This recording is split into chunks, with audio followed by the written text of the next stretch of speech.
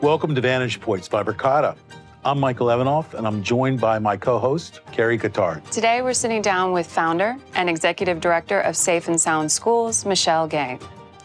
Following the loss of her youngest daughter, Joey Grace Gay, in the 2012 Sandy Hook school tragedy, Michele channeled unimaginable grief into structured, measurable action. As co-founder of Safe and Sound Schools, Michele champions a comprehensive approach to school safety that prioritizes physical security alongside mental and behavioral health, school climate, and community engagement. Michele is also committed to making school safety more inclusive. Through the Especially Safe program, she empowers schools to create a culture of safety for all student populations, including those with special needs. She's also on a mission to help every community prepare for, prevent, respond to, and recover from a crisis. Michele, it's an honor to have you here. Thank you so much for having me. It's great to be with you guys. So you always start your podcast by saying, what is your superpower to your guests? Now, we get to say the same thing to you. Fair's fair, but I think the real superpower that I am so grateful for in my life is the ability to find good people, and to bring those good people together to bear for this mission in particular has just been an incredible gift. So finding the good people. You founded Safe and Sound Schools in 2013 after the loss of your daughter, Josephine Grace. Could you share a little bit about her with us? Yeah, so happy to. We like to say that her fingerprints are all over this whole mission. She was a real force and a real joy in her life with us here on this earth. And despite the really still to this day unthinkable tragic loss of her at Sandy Hook School in the tragedy in 2012, she's just very much a part of what we do and the way that we move forward. So that personality, that joy, that zest for life, she had a big personality. I guess it's a youngest child thing. But also, a child who came into the world with a lot of challenges, a lot of incredible gifts, people person, very, very affectionate and loving and kind of magnetic personality. But, living life, her whole life with autism spectrum disorder and visual impairment and apraxia of speech and global apraxia. Some of our listeners will recognize some of those things, and they all kind of come in a unique combination for lots of folks with autism. So she had so many challenges and yet somehow got up every day, ready to meet them with a smile on her face, and we're determined to hold on to that and do the same. What is the mission of Safe and Sound Schools? Basically, the short and sweet of it is that we want all schools to be safe and sound for every child. Every child deserves to be able to go to school and not really have to worry about anything but, how am I going to do my best today? How am I going to make a new friend? How am I going to grow to be a better person? How am I going to have fun, right? That should be what school is all about for our kiddos. And yes, we want them learning all kinds of skills, life skills of safety as well. But that's what we want. We want that for our kids, and we want that for our educators too. We want them to be able to go in with the peace of mind that we're prepared, we have plans, we have tools and technology to support our safety. We have thought about the physical plant. We have mental and behavioral health supports. We have all the things, to make a truly safe and sound environment. So people are happy to go there and work and grow young children, and parents feel very comfortable dropping their kiddos off and heading out into the world to do the good that they're meant to do. The holistic view that you bring to this mission is, to me, an amazing thing, because it has to have buy-in, not from the schools, not from the law enforcement, but also from the city council and the citizens of that town and city. Yeah, truly. So when Alyssa, my co-founding partner, and I stepped into this mission, one of the things that we experienced was just this feeling of overwhelm.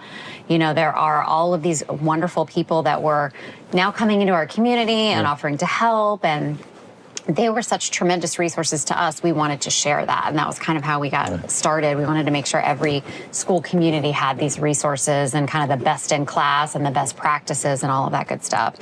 But there were so many, and they had different philosophies. They were coming from different backgrounds, different experiences, all kinds of different expertise. And it was, for us, even with my school background, I just remember thinking, like, how are we going to like simplify this for people? How can we make this so people understand? I don't have to know all of it, but I do need to recognize the importance of all of these different component parts and these different people that need to be at the table with me. Like, who are my partners? Who's on my team? And so that is kind of where the comprehensive framework that we live by at Safe and Sound was born from. And it was really this idea that we need all of that, and we need all of that to be working in concert, rather than this. In some cases, we see sort of a tug of war from maybe the mental health side of the house and the public safety side of the house, or the tech side of the house, and the board who has to pay for it. Or there's this constant, kind of,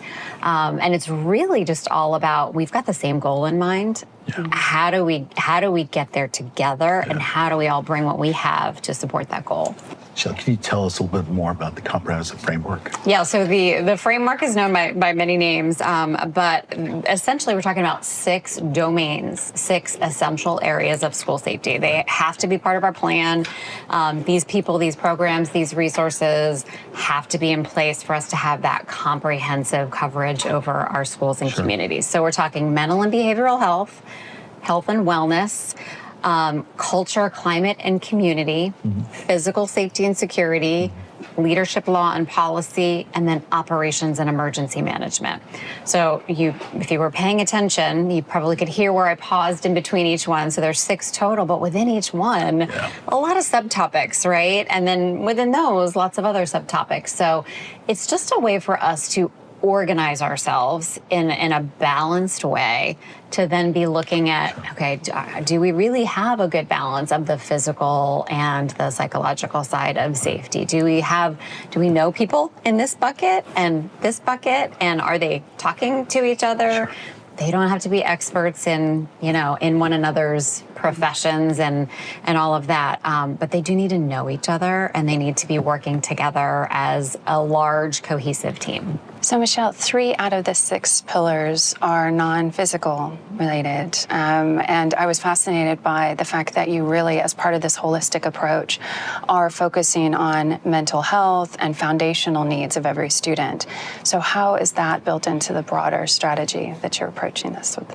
Yeah, I think we all sort of have an entry point into this conversation. Those of us who have these, who work in this space, whether it's cyber or physical or the classroom or administration or school psychology, all of us have this kind of entry point. So we usually come in with our tool belt, and that's amazing to see. I think one of the things that I realized early on was that there was this pretty profound tug of war over, resources in schools. Right. And we're always struggling for appropriate resources in schools, leaving alone all of the curricular resources that we need and the sports and all of that.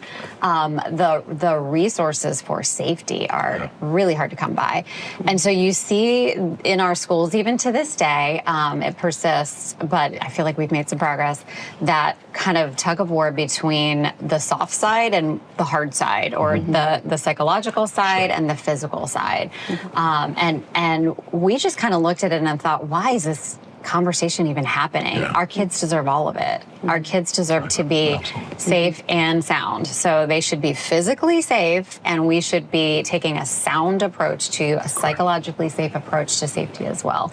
So for us, it was just never going to be any other way. We want the whole package for our kids, and we really want this balanced approach to school safety. So for us, that 6 pillar, it's interesting. You really could divide it in half. There are 3 pillars that are very, physically focused, and then there are 3 that are much more psychologically focused. But mental and behavioral health is a huge part. And I challenge anybody to have a conversation about school safety without getting into the profound needs that our kids are facing every day.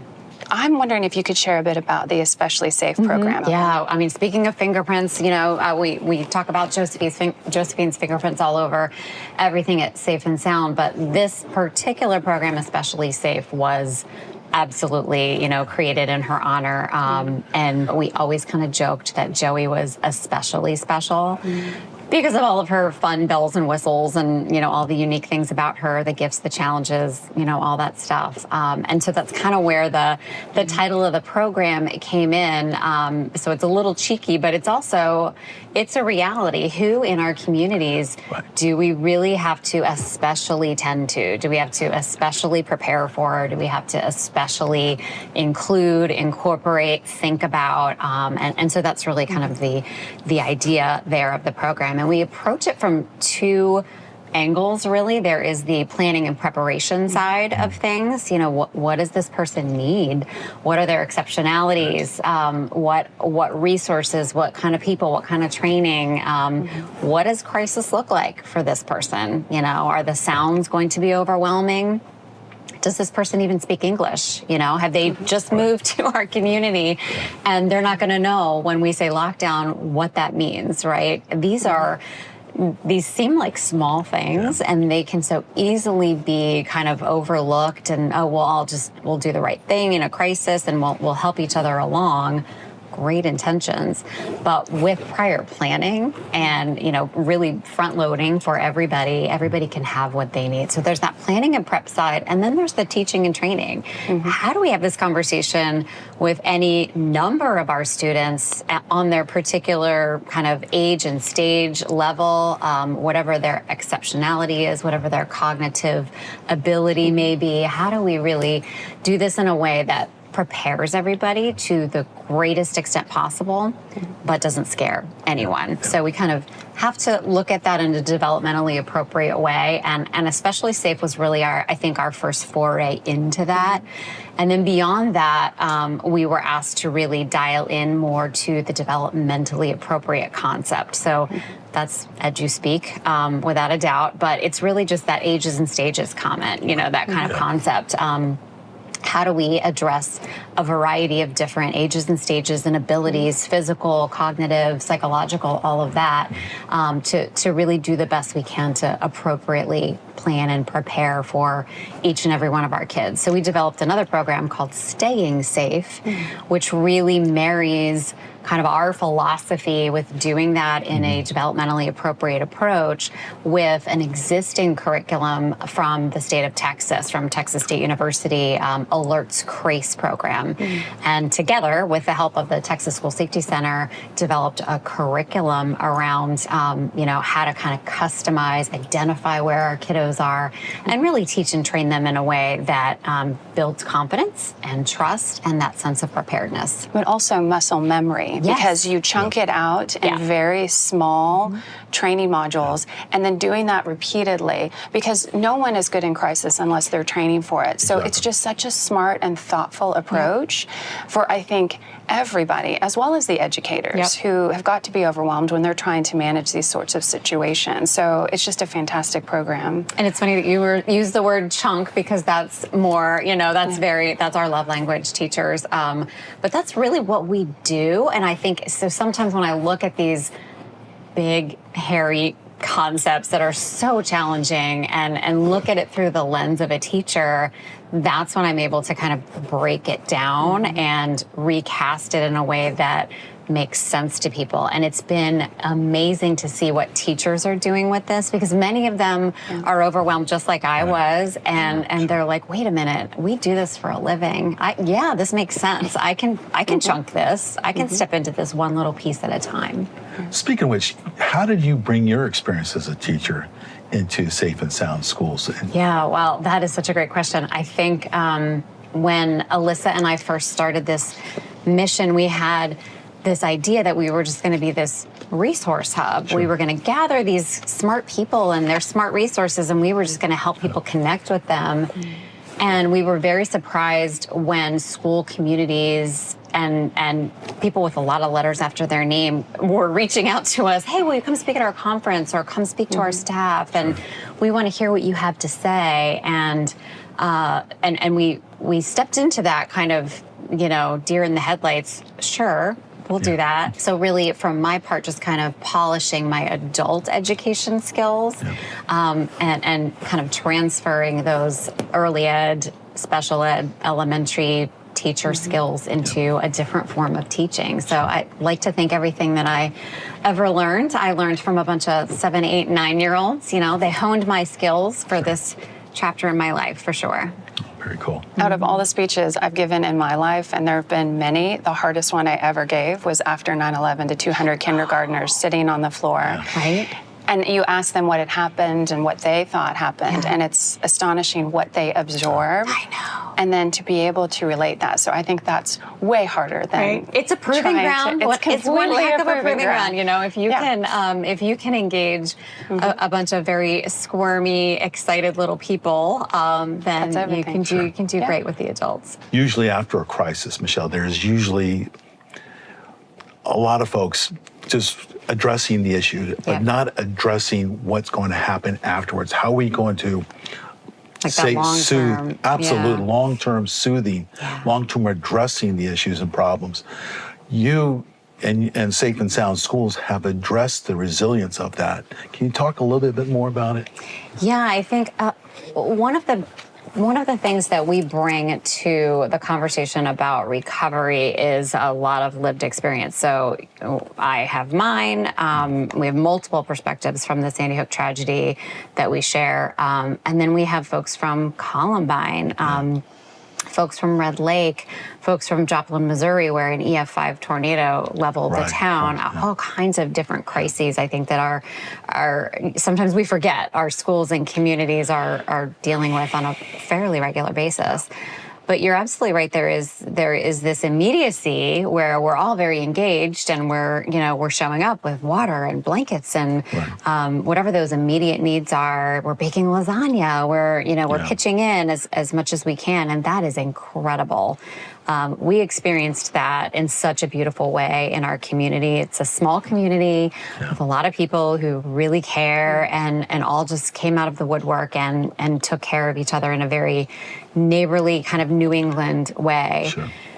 But we get tired after a while, and even the lasagna bakers, they're getting exhausted and fatigued, and they're hurting. They may not have been someone who lost someone directly, but they're absolutely impacted. There's nobody in that little community that's not impacted. And then beyond that, you have our immediate families, our extended families, and so many ripples, I think, of impact there. And helping communities understand that road to recovery, and ideally that road to resilience, it's their own, and it will look different. But it is a road. We refer to it as a road. I believe that I will be on this road for every day of my life till my last breath. And kind of reframing it that way allows, I think, a lot of our folks to take a breath and realize, I don't have to have it figured out right now. I just need to focus on this next one step, And if I can only make it 2 inches today, that's amazing. And if I need to stop and rest, that's also fine too. So helping folks to kind of understand, unfortunately, we have quite a breadth of knowledge about what a recovery looks like in a community around a shared tragedy or crisis. And so I think for a lot of folks, realizing, okay, others have done this before me, and I can lean on them for some common threads. It's still my journey. I'll still have my own unique needs and challenges, but these are things that are working in other communities, and how I can kind of tap into and learn from those, and learn also how to wrap resources around people for the long term. I like the way that you identified that there's precursors to identifying students that may need help before an incident happens. Can you talk a little bit about that? Sure. A large area of focus for us in prevention, because remember the mission is prevention, response, and recovery, right? So this is where that prevention comes in.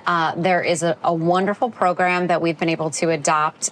It was a project, really. It was called the Averted School Violence Database, and it was federally funded. The idea was, let's gather all the cases of good news where we averted violence, where where the violence was stopped. Somebody was on a pathway, and we were able to identify that and stop it. And it's good news all around for everyone. Let's learn from those, right? Because we are learning a lot, unfortunately, from cases like ours where acts of violence were, kind of planned over a long period of time, and then kind of came to a very tragic ending. So around that database, which we have revamped and kind of create a new website and user interface, folks can get in there and they can learn from these success stories, what worked, how can I replicate that in my community.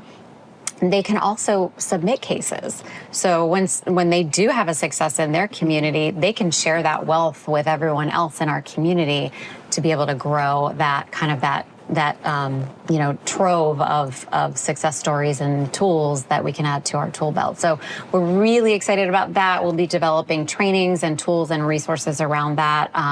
We are just really excited about the future there with that project. So I find it fascinating too that one of the aspects of the best practices that's emerged from all of this data from many, many years and looking at these trends is that when kids have an opportunity for leadership and to develop their own confidence, then their likelihood for violence decreases quite considerably. Amazingly, I know. So, and I appreciate that that's part of your program as well.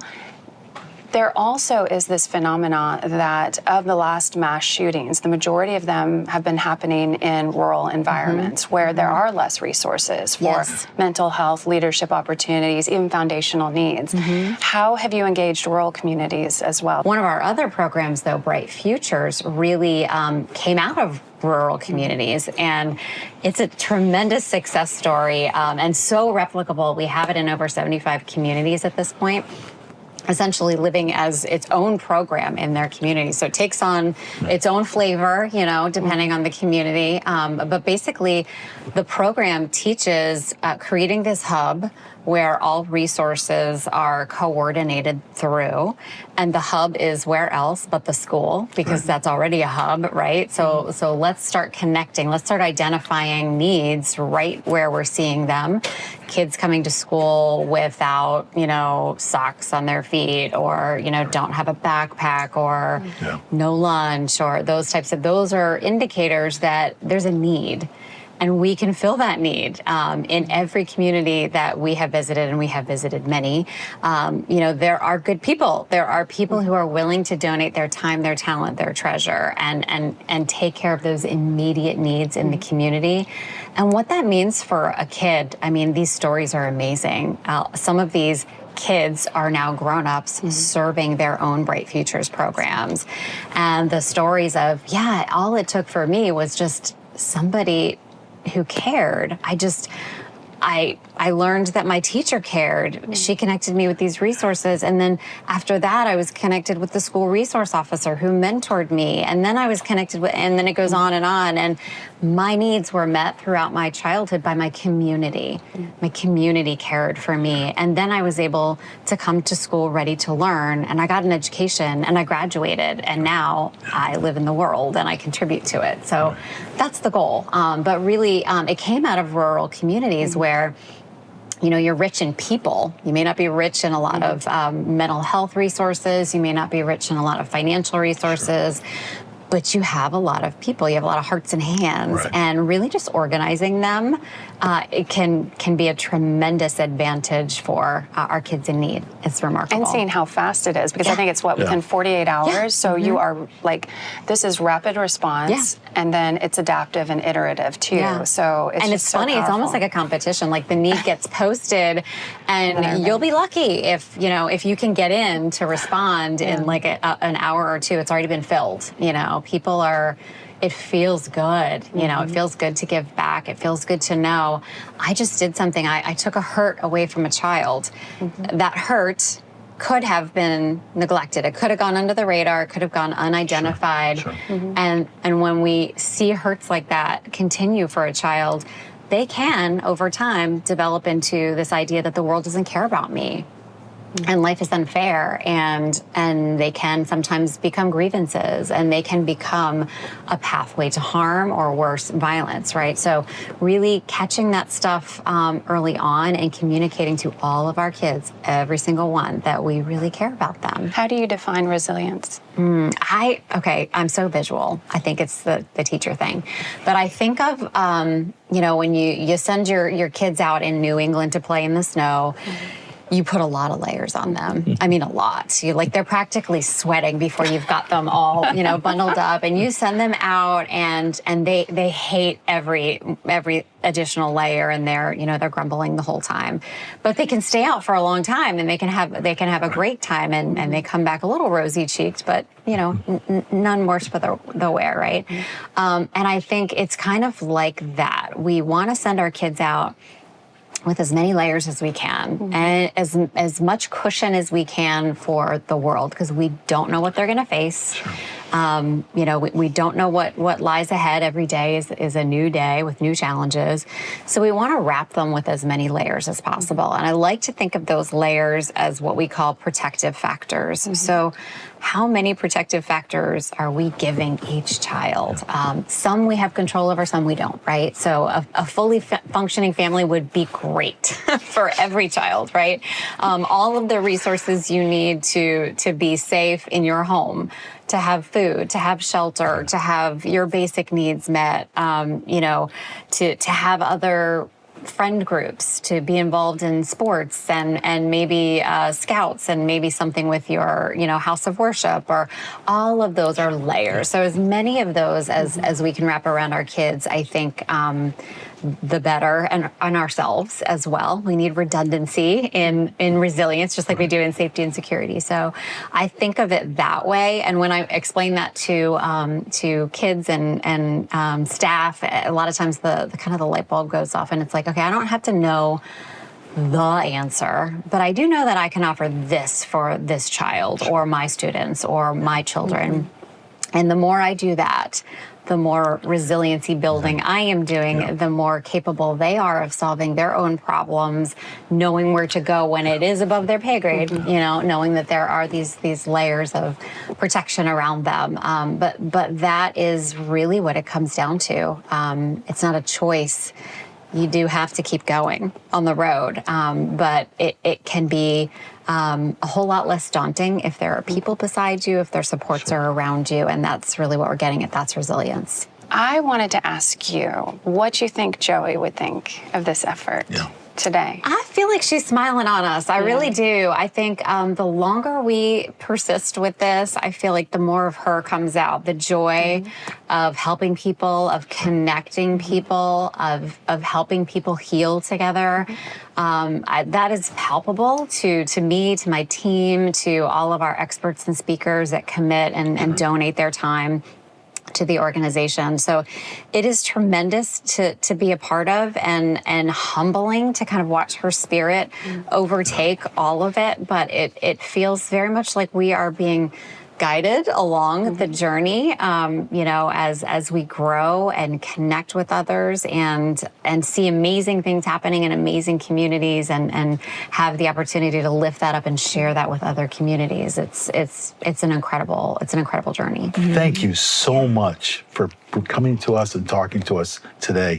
Amazing stuff you're doing. Thanks so much for having me. It's been such a pleasure. Oh, thank you.